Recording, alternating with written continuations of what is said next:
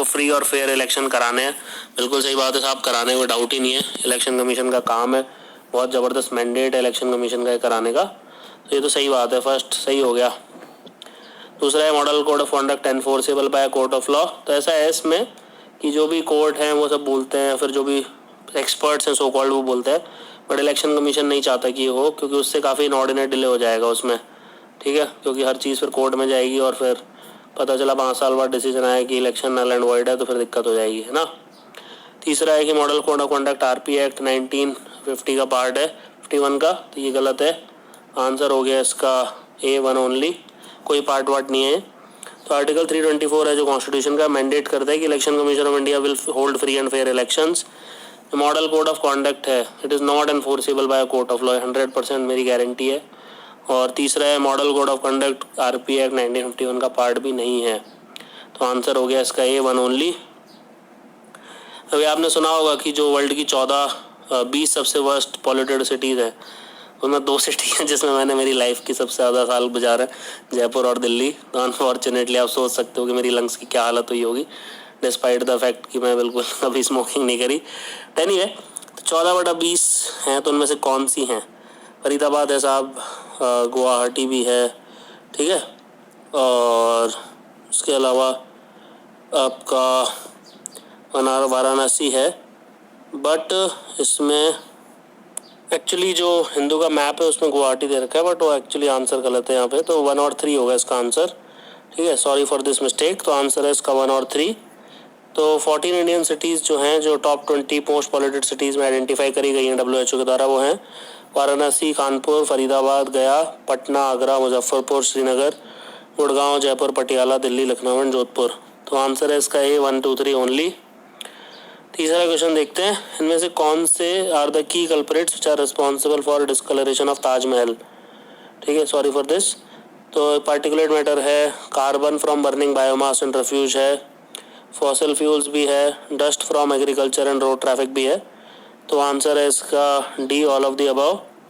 तो 2014 में एक स्टडी करी गई थी इंडिया और US रिसर्चर ने, तो उन्होंने आर्ग्यू किया था कि जो key culprits which are responsible for discoloration of Taj Mahal उसमें आते हैं particulate matter, carbon from burning biomass और रिफ्यूज, फॉसिल फ्यूल्स, डस्ट जो कि एग्रीकल्चर और रोड ट्रैफिक से आता है। तो आंसर है इसका D, all of the above. सारे के सारे स्टेटमेंट है।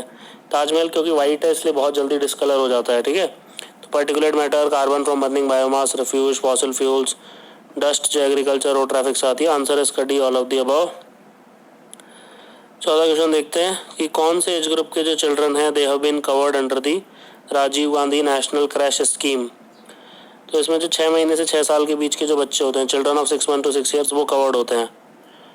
तो children of 6 month to 6 years they are covered under the Rajiv Gandhi creche scheme. तो ये बेसिकली वर्किंग वुमेन जो अर्बन और रूरल एरियाज़ में उनको टारगेट करने के लिए स्कीम बनाई है, जो कि एम्प्लॉयड हैं for a period of minimum of 15 days in a month और 6 मंथ्स इन अ ईयर। तो उनके लिए स्कीम बनाई है ताकि जब वो काम करें तो अपने बच्चे का ध्यान रखने के लिए उनके पास क्रैश हो, ठीक है। तो आंसर है इसका A, children of 6 months to 6 years. 5वां क्वेश्चन देखते हैं, प्रधानमंत्री वय वंदना योजना के ऊपर है। तो ये पेंशन स्कीम है exclusively for the senior citizen जिनकी एज 60 साल है उससे ऊपर है, बिल्कुल सही बात है। ये जो स्कीम है it is exempted from service tax और GST, ये भी सही बात है। Life insurance corporation of India LIC, उनको सोल प्रिविलेज दिया गया है टू ऑपरेट दिस स्कीम, ये भी सही बात है। तो आंसर है इसका D, all of the above. तीनों के तीनों स्टेटमेंट सही है। तो प्रधानमंत्री वय वंदना योजना जो है एक पेंशन स्कीम है, एक्सक्लूसिवली जो है सीनियर सिटीजन 60 साल है उससे ऊपर है उनके लिए है। और ये जो स्कीम है it is exempted from service tax या GST, दोनों से एग्जेम्प्टेड है। और जो LIC है, life insurance corporation of India, उसको सोल प्रिविलेज मिला हुआ है टू ऑपरेट दिस स्कीम। तो आंसर है D, all of the above. 6वां क्वेश्चन देखते हैं, इनमें से कौन सा किसके पास पावर है to declare a region to be disturbed under the armed force special power act AFSPA, AFSPA के अंडर। सेंट्रल गवर्नमेंट के पास पावर है, बिल्कुल है। गवर्नर ऑफ स्टेट के पास पावर है, ये भी है। एडमिनिस्ट्रेटर ऑफ द ड्यूटी इसके पास भी है। तो आंसर है इसका D, all of the above. तीनों के पास बिल्कुल 100% पावर है अफ्सपा के अंडर उसको डिस्टर्ब्ड एरिया डिक्लेयर करने का। तो आंसर है D, all of the above. तो सभी के पास पावर है कि भाई इनको डिस्टर्ब्ड एरिया डिक्लेयर कर सकते हो आप अफ्सपा के अंडर, जैसे सेंट्रल गवर्नमेंट के पास है, गवर्नर है उस स्टेट के पास, एडमिनिस्ट्रेटर है उस यूनियन टेरिटरी का, तीनों के पास पावर है।